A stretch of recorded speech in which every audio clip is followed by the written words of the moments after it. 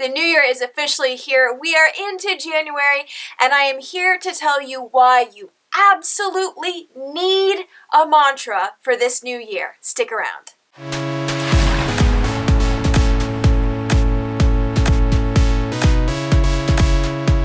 Hey y'all, what's up? It's Dr. Allison, and if you watch me regularly, you know I've made it my life mission to simplify psychology to help you live a healthier and more meaningful life, and what better time to reflect on that than the new year? That's now. We're here. And I am on a mission to get everybody embracing a mantra for the new year. Why? Because it is one of the most effective ways to guide and shape your life, especially in moments of decisions to fit with what you want. So, first of all, what the heck is a mantra? You can call this a motto, a personal catchphrase, I don't really care what you call it, but it's a super short, simple statement that captures a really big idea, but in, a shorter amount of words. And last week I shared about my mantra for 2017. I got a little more personal in sharing some reflections about that.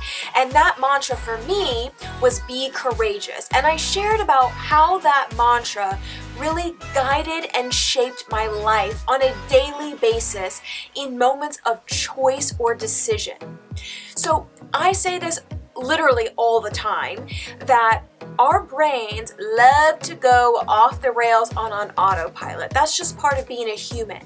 So we need ways in those moments, or when our brain starts to wander, or when we're faced with a lot of decisions, we need some ways to rein our brain in to make decisions that fit with our values and our goals. And a personal mantra is totally an amazing way to do that. So let me give you an example. And actually this is true. I had a conversation with one of my friends the other day. One of her goals for the new year is to really be more present, and more specifically to get off her phone more often. So we talked about a mantra that she can use, and so there's a couple. One is actually borrowing a mantra that I talked about before, which is be where you are. And that is a great way, let's say in a moment where you're distracted and you're not really paying attention, right? That's a great way to say, hold on self, right? Be where you are. Not here on your phone, be where you are with your kids, with your coworkers, with your parents. Be where you are right now in this moment. When worry starts to kick in and you're thinking a million steps ahead, you say, hold on, brain, be where you are, right? Each time that mantra is a way to guide yourself back to doing what fits with your goals and your values. She could even adopt a super simple mantra, which is put your phone down, right? I know that's not earth-shattering, but think about how many times she could say that as a way to guide and navigate that choice. Put your phone down. Put your phone down. Put your phone down. Like all the different times you could say that, and it would remind her of her goal, but also give herself an action phrase to actually follow through and do that. So, hopefully you're sold on why you need a mantra. That was very Texan. Now I'm going to give you 3 really helpful steps for how to create your own. You're welcome to borrow one of mine. I have a ton on my site that will be super helpful. But if you want to create your own, here's 3 super simple ways to do that. One is that it needs to be personal and value driven, right? So this mantra needs to be something that fits with you and where you are in this season of your life. What are you focusing on, and what are you really trying to stick to or stick with, or kind of invest in? If it's not important to you, or it's not that big of a deal or that big of a struggle right now in this season of your life, don't do it. It doesn't matter if it's a big deal to other people. Make a mantra that fits with you in this season and really identifies kind of what your struggle is and how you could help yourself with that. So if, let's say right now, you're not really working on patience or generosity, or you feel like you've got like healthy eating under control, then don't make a mantra around that. I don't care if other people are. If that doesn't fit for you in this season of your life, don't do it, right? Find one that fits for you, make it personal and consistent with your goals and values. The second thing is, mantras are so much better when they are action oriented, right? So they start with a verb. Be where you are.